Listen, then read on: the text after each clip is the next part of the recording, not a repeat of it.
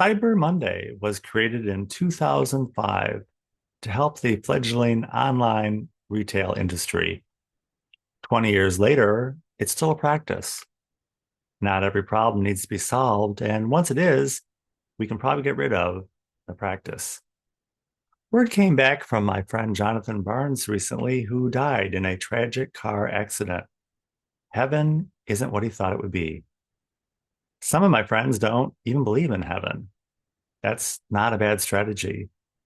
Like being thankful for something on Thanksgiving, once we identify what we're happy about, we immediately become dissatisfied. It's the intersection of blessing and derision. God isn't trying to justify all our crap. He's trying to have a relationship with us. We don't need to stay at the intersection. We just need to move through it. Welcome. Welcome to Coffee Hour. I'm Stanley Smith. At Coffee Hour, we talk about everything and nothing.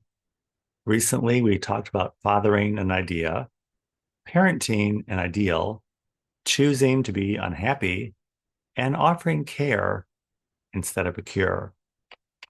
The readings this Sunday at Washington National Cathedral were from Isaiah.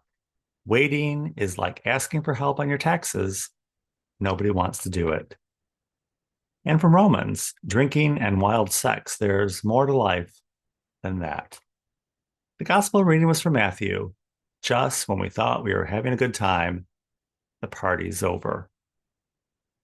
The sermon at Washington National Cathedral was by Leonard Hamlin. Mr. Hamlin said it's easy to be complacent about the peace of Christ in light of oppression, injustice, and inequality. Mr. Hamlin said evil seems to make better use of time than the good.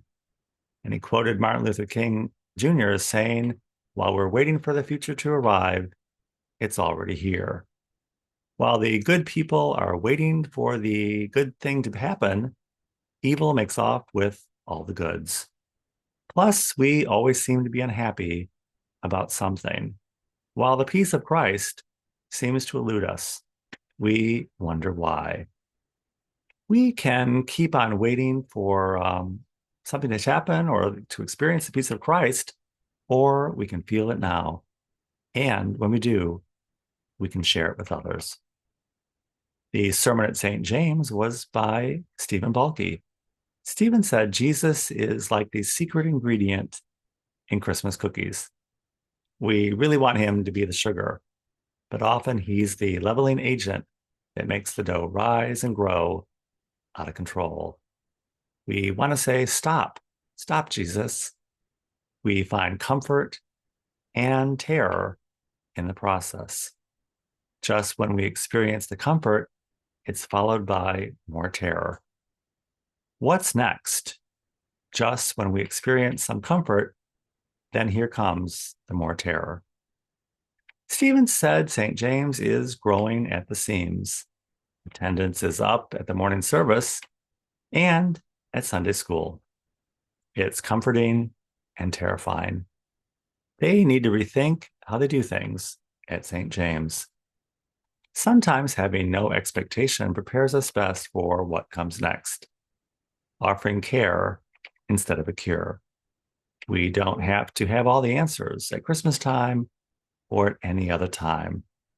The secret ingredient is Christ. He's already baked into the season. My friend Stephanie Leese recently published a book about women leaders. And she asked each person in the book to assign themselves a word that best describes themselves: courageous, risk taker, connector, innovator. It's a good exercise. Seeing the gifts we have to offer and seeing the gift that others are bringing to the table. Illinois Senator Sarah Feinholz was cited in the book for her legislation for adoption rights, the right of the adopted to unmask their real parents. Recently, I heard the phrase for the common good. We haven't heard that term for quite a while.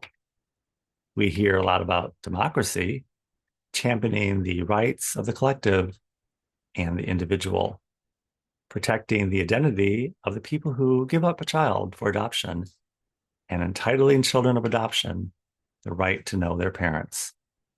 Society could be seen as the collective whole, who benefit from finding adopted children homes.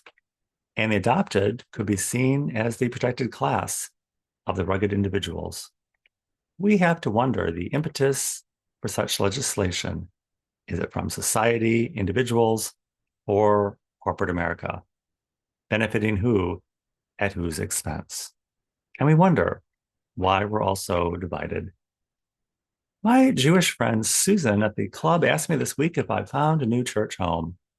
I told her I've been going to the Episcopal Church now for 10 years while we had the clunker pastor. And recently, I've been attending the Roman Catholic Church. As a Protestant, it's like a Jewish person converting to Christianity. Susan said that's what her Jewish friends tell her about attending Sinai, because it's such a liberal place. It seems like a church to her Jewish friends. The New York Times had an article this week about fertility. It's a conservative movement to reframe reproductive rights in a positive way. It's roughly aligned with the teachings of the Catholic Church. So the New York Times doesn't like it. Susan said she never attended an Orthodox temple because women are segregated to the balcony from the men, and she perceives that as anti-women.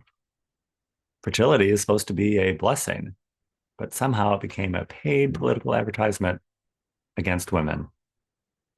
God isn't trying to justify all of our crap. God is just trying to have a relationship with us, seeing the value in ourselves and in others. It isn't hard to do. It's a practice, and then a paradigm shift. It's not something we need to wait for. It's something we can do today. If you would like to join us at coffee hour, I will include my email in the description of this video. Be happy to send you an invitation, and I look forward to seeing you very, very soon.